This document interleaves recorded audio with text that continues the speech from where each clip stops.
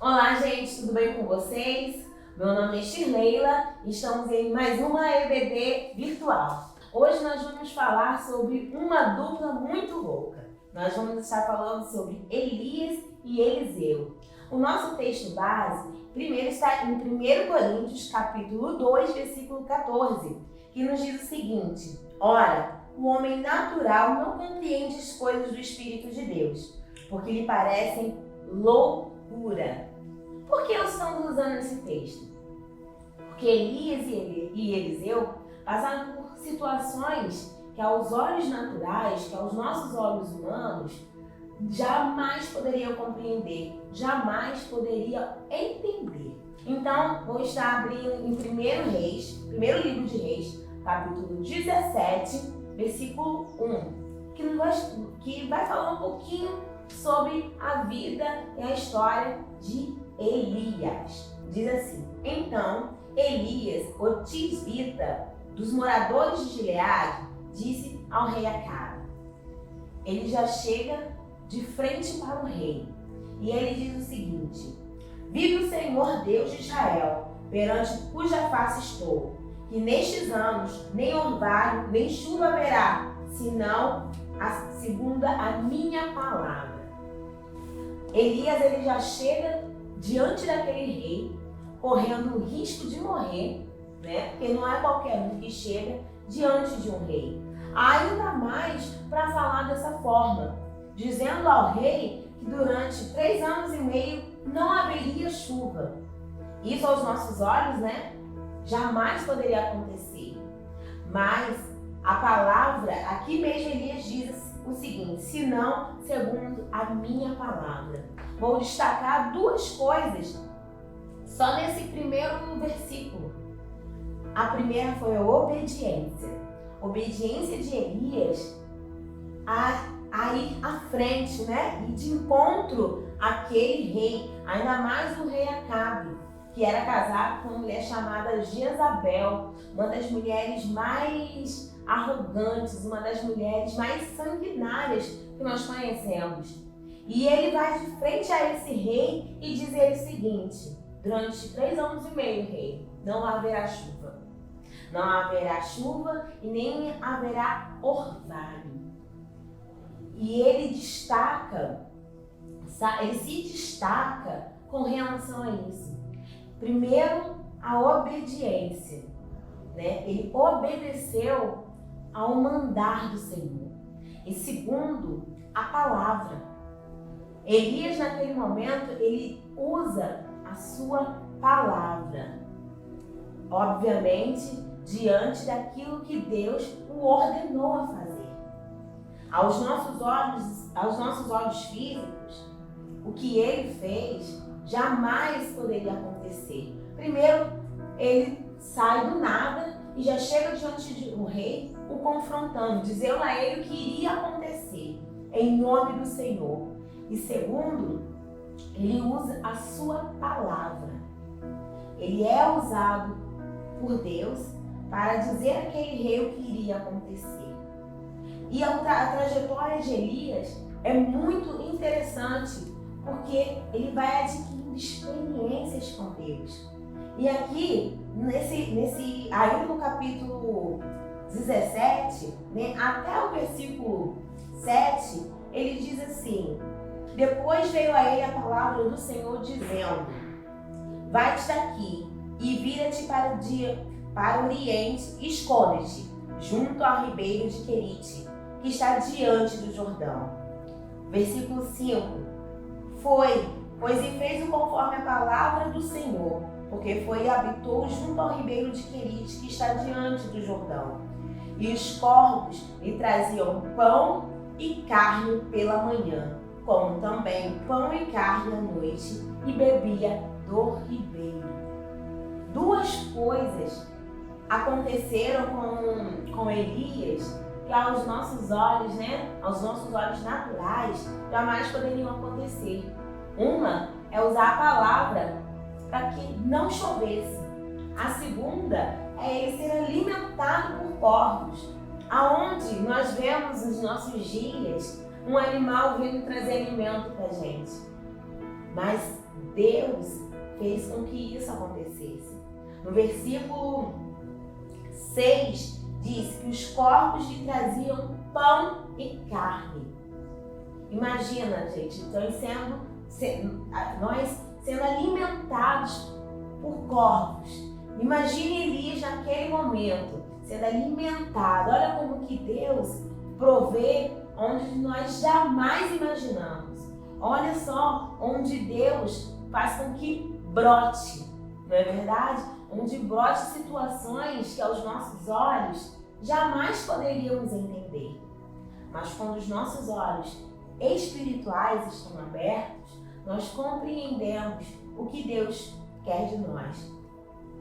E Elias ainda tem a sua trajetória ele ainda tem mais outras experiências, sabe? Com Deus, Deus permite várias situações sobre a vida de Elias.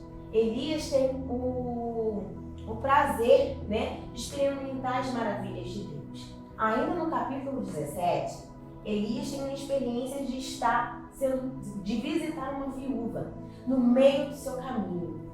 E ali, no capítulo 17, a partir do versículo 10, diz assim: então se levantou e se foi a Sarepta, e chegando à porta da cidade, eis que ali estava uma mulher viúva, apanhando lenha. E ele a chamou e lhe disse: trazei-me, peça uma vasilha e um pouco de água. E indo ela, buscou e lhe chamou ele: traze-me agora também um bocado de pão na tua mão. Aí ela vai e diz assim para ele. Porém ela disse: vive o Senhor teu Deus, que nem um bolo tenho, senão somente um bocado de farinha numa panela e um bocado de azeite na botija. Ela disse para ele o seguinte: querido, olha só, o máximo que eu tenho aqui na minha casa é um pouco de farinha e um pouco de azeite. É o que tenho. É o que tenho para que eu faça um pouco de alimento para mim e para o meu filho. E depois nós morramos. Habitava a crise na casa daquela mulher. Habitava uma crise porque nesse momento aqui já havia estiagem, já não tinha mais chuva. Já tinha tempos que não tinha chuva. Então imagina só como que estavam as colheitas, como é que estavam os animais naquele lugar. E a crise bateu a porta daquela mulher. E Elias disse assim: vai, não, faz um bolo para mim, me dá e eu vou comer. E você também vai se alimentar, você e seu filho. E a partir desse momento, a partir dessa palavra, a vida daquela mulher foi transformada. Até o dia que a chuva voltou, não faltou mais alimento na vida daquela mulher. Só que ainda assim, acontece uma segunda coisa sobre a vida daquela mulher. O seu filho morre. Seu filho fica doente e ele morre. E aquela mulher, ela entra em desespero. E ela diz para Elias: olha só o estado do meu filho. Olha como é que está o meu filho. E Elias olha para aquela criança, pega aquela criança, leva para o seu quarto e ali ele fala com Deus. E aquela criança ressuscita. Aos nossos olhos carnais, são coisas impossíveis de acontecer. Mas Elias, ele possui experiências com Deus. A cada dia que ele se firma mais diante de Deus, que ele se prontifica mais perante os pés do Senhor, mais ele possui experiências com Deus. Queridos, quanto mais nós nos aproximamos do Senhor, mais experiências inacreditáveis nós podemos ter com Ele. Elias, ao trajetória da sua vida, ele possui várias experiências. E com as nossas vidas não será diferente. Quanto mais estarmos juntos com Deus, mais experiências inacreditáveis nós teremos. E Elias, ele possuía algo em seu coração que era estar vivenciando os projetos de Deus. E o que eu volto a dizer, a obediência foi o caminho dessa virtude sobre a vida dele. Em todas as coisas que ele colocou às suas mãos, Deus usou ele de uma forma sobrenatural. E Elias, ele era chamado homem de Deus. No capítulo 1, versículo 9 de 2 Reis, vou estar abrindo aqui para a gente poder estar lendo, nos fala que Elias, ele era um homem de Deus. E que a sua boca, ela era extremamente usada pelo Espírito de Deus. Aqui no capítulo 1, versículo 9 de 2 Reis, diz assim: Então lhe enviou um capitão de 50, e subiu ele, porque estava sentado no cume do monte. Disse-lhe: Homem de Deus, o rei diz: desce. Mas Elias respondeu e disse ao capitão de 50: Se eu, pois sou homem de Deus, desça fogo do céu e te consuma a ti e aos teus 50. Então fogo desceu do céu e consumiu a ele e aos seus 50. Novamente o rei retornou e enviou outro capitão, e com ele mais 50. E ele falou e disse: Homem de Deus, assim diz o rei, desce depressa. E respondeu Elias e disse: Se eu sou homem de Deus, desça fogo do céu e te consuma a ti os teus 50. Então fogo do céu desceu e o consumiu, e ele e os seus 50. Pela terceira vez, o rei envia novamente outro capitão e mais 50. Este subiu o capitão de 50 e veio, e pôs-se de joelho, e disse a Elias: Suplico-te, homem de Deus, peço-te preciosos teus olhos a minha vida e a vida destes 50 seus servos. E eis que o fogo desceu do céu e consumiu aqueles 2 primeiros capitães 50, com os seus 50. Porém, agora seja preciosos teus olhos a minha vida. Então o anjo disse assim a Elias: Desce com este, não temas. E levantou e desceu com ele até o rei. Elias, ele era visto como um homem de Deus. Mas por que ele era visto como um homem de Deus? Porque ele era temente ao Senhor. Ele tinha seu coração totalmente focado em Deus. E quando nós temos os nossos corações, a nossa mente focada em Deus, as outras pessoas observam isso em nós. Nós somos observados 24 horas por dia. Aqui Elias, ele era observado. Tanto que o primeiro capitão o chama de homem de Deus. O segundo capitão o chama de homem de Deus. O terceiro o faz a mesma coisa, o chama o homem de Deus. Então, querido, que nós possamos refletir Deus em nossas vidas, para que onde quer que andemos, por onde quer que nós formos, as pessoas olhem para nós e digam assim: aquele é um servo do Senhor, aquele é um homem, aquele é uma mulher, aquele é um adolescente, aquele é uma criança de Deus. Que possamos fazer sempre a diferença debaixo da obediência. E esse foi o resultado da vida de Elias. A sua obediência gerou este resultado, das pessoas poderem olhar para ele, focar em sua vida e dizer: aquele é um homem de Deus. E com isso, a sua vida ainda várias situações que nós podemos alavancar aqui, dentro da Bíblia. Elias teve um grande confronto em sua vida, quando ele se apresenta diante do rei Acabe. Qual é esse grande confronto? Quando ele confronta os 450 profetas de Baal. São 450 profetas diante dele, diante de apenas um profeta. E você sabia de um detalhe? Que Elias era o último dos profetas, só tinha ele. Porque os outros profetas, a esposa de Acabe, a Jezabel, tinha mandado matar a todos e só tinha sobrado Elias. Imagina Elias naquele confronto com aqueles 450 profetas. Ele junta todos aqueles 400 profetas no Monte Carmelo e ali ele confronta cada um deles, fazendo o seguinte: olha só, o meu Deus é muito melhor que o Deus de vocês e eu quero provar isso para vocês. Trazem aqui 2 bezerros. Eu vou ter o meu bezerro e vocês vão ter os de vocês. E cada um vai ter 3 cântaros de água. E vamos jogar nesses bezerros. E vai vir fogo do céu. Obviamente que aqueles profetas devem ter imaginado, obviamente que o nosso Deus Baal, que é o Deus de todas as coisas, né? Deus da colheita, é aquele que faz fertilizar a terra, que faz brotar todas as coisas, obviamente que ele vai estar conosco.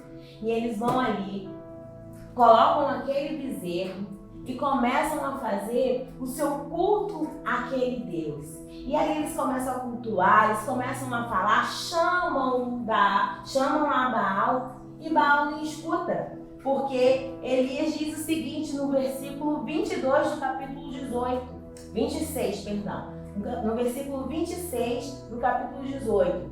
E tomaram o bezerro que lhes dera, e prepararam, e invocaram o nome de Baal desde a manhã ao meio-dia, e dizendo: Baal, responde-nos. Porém nem havia voz, nem resposta, e saltavam sobre o altar que tinha feito. E sucedeu que ao meio-dia Elias zombava deles e dizia: clamai em alta voz, porque ele é um Deus. Pode ser que esteja falando ou que tenha alguma outra coisa para fazer, que intenta alguma viagem ou porventura dorme. Elias começa a zombar, gente, daqueles profetas. E ali ele começa a esfizinhar em cima daqueles profetas, porque ele não ouviu resposta. Quantas vezes nós queremos invocar outras coisas sobre as nossas vidas, achando que teremos respostas? Falamos, invocamos outras coisas, queremos outras coisas, mas esquecemos de invocar o nome do Deus vivo, do Deus verdadeiro. Às vezes colocamos outras coisas à frente de Deus. Colocamos nosso celular, nossos estudos, outras coisas à frente de Deus. Mas o que há de resposta? Não há resposta, porque a resposta vem do nosso Senhor.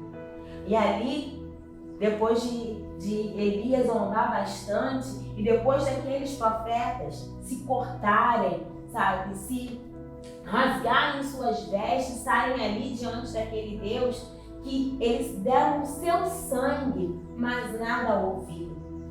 Elias então falou assim: então agora é minha vez.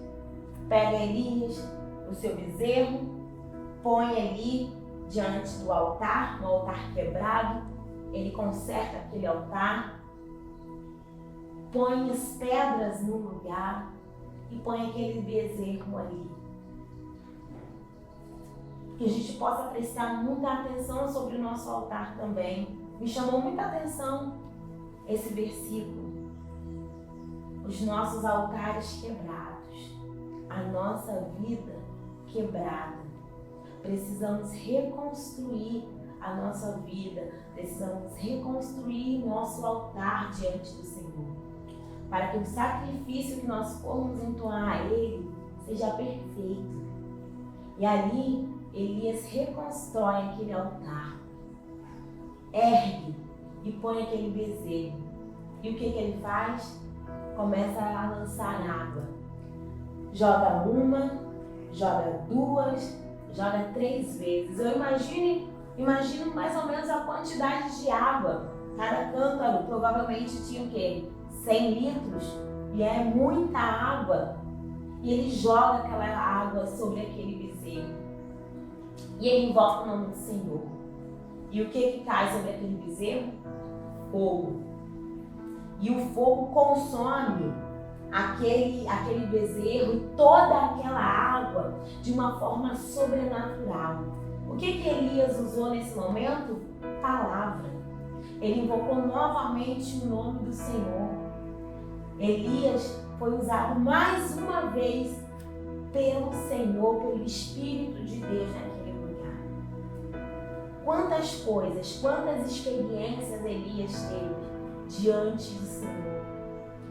Quantas coisas aprove ao Senhor que Elias tivesse diante dele. Várias experiências. Só que mesmo tendo essas experiências, Elias, ele também teve seu momento de fraqueza. Ele pôde experimentar o seu momento, vamos colocar assim, seu momento deprê.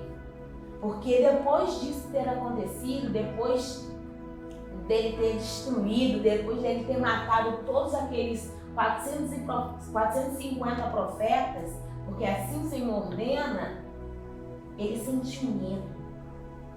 Porque Jezabel não fica satisfeita com o que aconteceu e ela manda irem atrás daquele único profeta. E o que ele faz? Ele se esconde dentro de uma caverna. E ali ele fica ali, quietinho, com o seu coração apertado, esperando que alguma coisa acontecesse. Aí vem o Senhor, em forma de terremoto. Vem o Senhor, em forma de um vento forte. Mas não era dessa forma que Deus queria falar com Elias. Ele veio em uma brisa suave. E ali Elias entendeu o que Deus queria sobre a vida dele. Ali os seus temores foram cessados. Olhos espirituais, queridos, precisam ser abertos para que possamos enxergar a grandeza de Deus. Às vezes os nossos olhos carnais estão tão abertos, estão tão aguçados, que nós não entendemos a forma que Deus vem falar com a gente. Achamos que Deus vai vir, em terremoto, como está dizendo aqui, vai vir como uma tempestade avassaladora. Mas Deus, Ele pode vir como uma gotinha e falar aos nossos corações. Ele pode vir como uma brisa suave e queimar o nosso ser. E essas experiências que Elias teve foi guardada em seu coração. Ele pôde experimentar as maravilhas de Deus em sua vida. No capítulo 19, no versículo 19, nos diz o seguinte: partiu Elias dali e ele achou Eliseu. Como eu havia dito no início, era uma dupla muito louca, que experimentava coisas loucas com Deus. E ali Elias encontra Eliseu no meio do caminho. No versículo 19, diz assim: partiu, pois, Elias dali e achou Eliseu, filho de Zafate, que andava lavrando com 12 juntas de bois diante dele. E ele estava com 10ª. Elias passou por ele e lançou sobre ele a sua capa.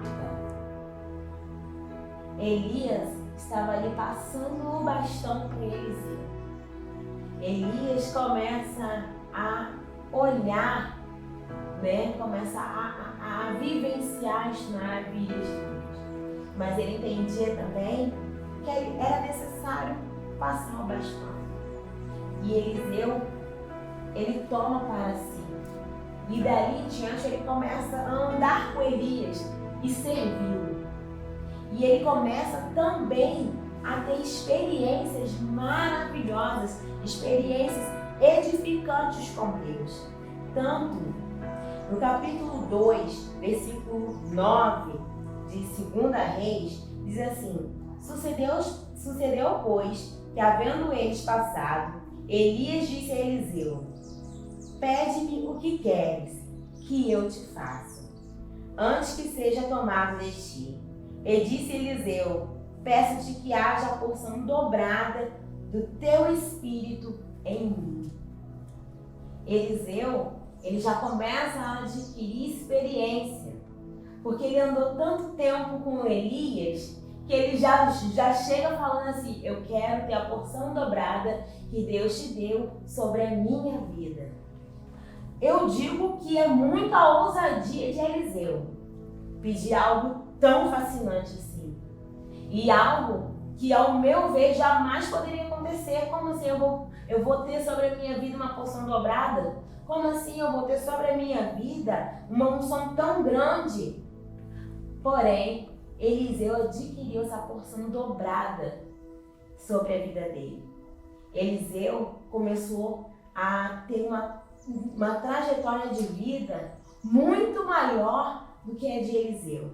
Ele teve experiências fortes com Deus na sua trajetória de vida. No capítulo 2, versículo 19, diz o seguinte: e os homens da cidade disseram a Eliseu: eis que boa é a habitação desta cidade, como o meu senhor vê, porém as águas são mais e a terra é estéril. Ali eles chegam e falam para Eliseu: ela é muito boa para ser habitada, mas as águas aqui são ruins. A terra não está boa. É uma cidade próspera, uma cidade que tem tudo, mas a terra não está boa porque a água está ruim. E no versículo 20 diz assim: e ele disse: trazei-me uma salva nova e põe nela sal. E lhe trouxeram. Então saiu ele ao manancial das águas, deitou o sal nele e disse: assim diz o Senhor, sararei estas águas, não haverá mais nela morte e nem esterilidade. Olha, Eliseu tendo a porção dobrada de Elias sobre a sua vida. Elias fez várias coisas, sabe, ao mandar do Senhor, usando a palavra de Deus, Deus sendo usado através da boca de Elias. Mas aqui, Eliseu, ele tem a porção dobrada e ele faz com que algo sobrenatural aconteça. Onde nós vemos por aí um rio poluído, com apenas uma palavra ou apenas um gesto, ele fica limpo de uma hora para outra. Nós não vemos.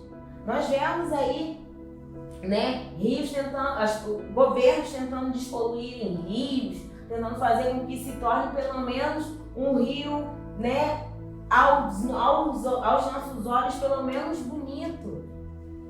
Mas aqui era um rio que tinha água má, uma água amarga, uma água ruim, e a terra era infértil.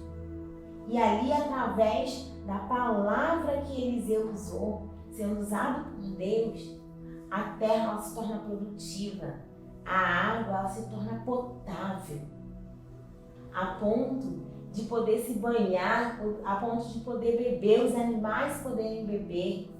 Ali é o primeiro milagre que Eliseu tem após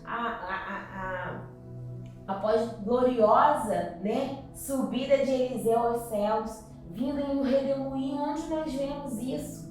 Em um redemoinho de fogo.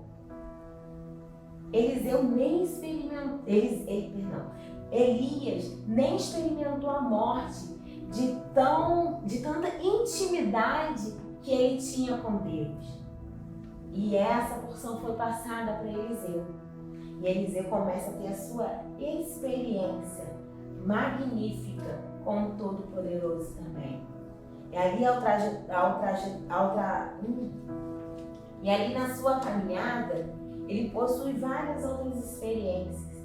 Ele tem a experiência da viúva, da botija de azeite. Gente, imagina só, o capítulo 4, nos diz sobre a vida dessa viúva, nos fala sobre a sua trajetória de vida. Ela ali está viúva, ela tem 2 filhos, e vem um credor, quer tomar os filhos dela porque ela não tem condições de pagar os impostos, as coisas que ali ela necessitava de pagar. E ali, Eliseu entra na casa daquela mulher, fala com ela, e diz assim: o que você tem aí? Ela falou assim: eu só tenho um pouquinho de azeite. Assim como Elias teve uma viúva com crise em seu lar, aquela mulher também tinha crise em sua casa. E ele vem e fala assim: você tem azeite?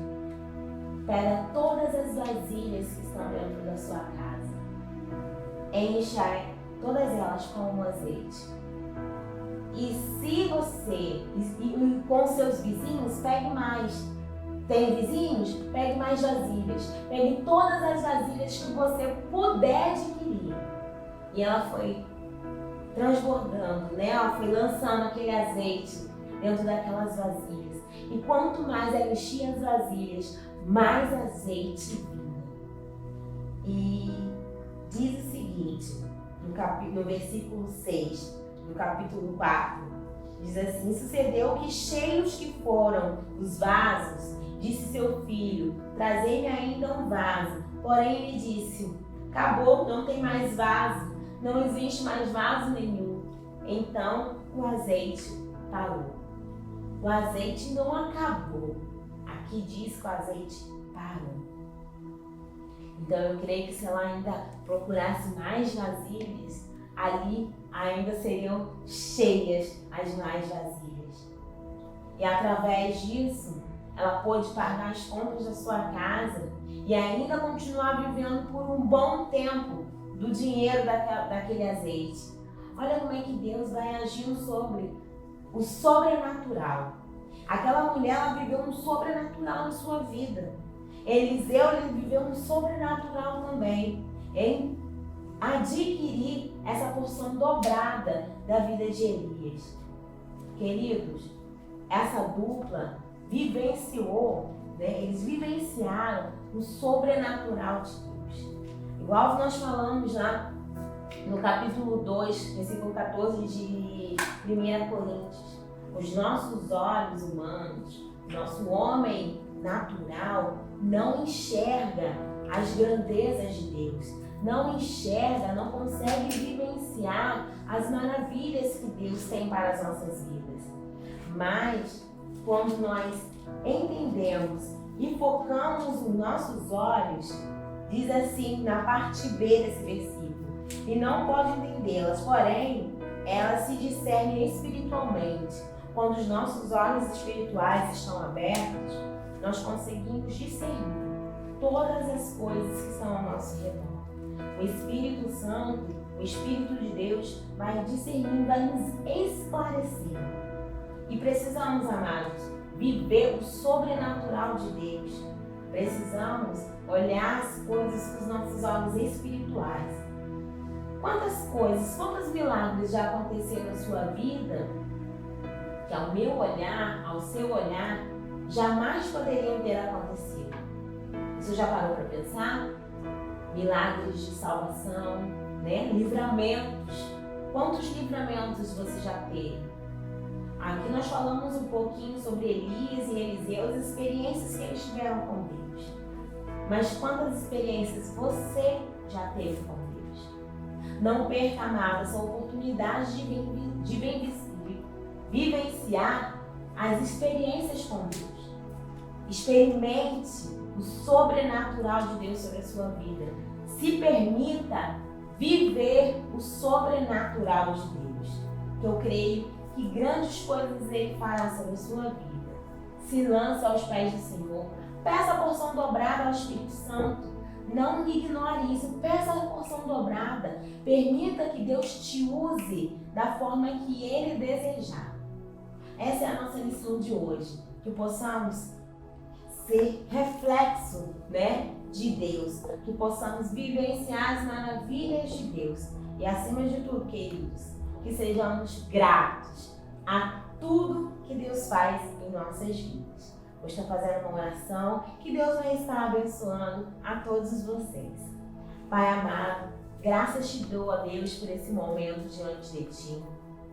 Espírito Santo, que o Senhor vem estar trazendo em nós, abrindo, Senhor, os nossos olhos espirituais, que possamos enxergar, Deus amado, tudo aquilo, Pai, que o Senhor tem para nós. Que possamos vivenciar, assim como Elias e Eliseu, as suas maravilhas. Que possamos, ó Deus, sentir mais a sua presença em nós. Toma, Senhor, cada um nas tuas mãos. Essa é a oração que eu te faço, te agradecendo em nome de Jesus. Amém.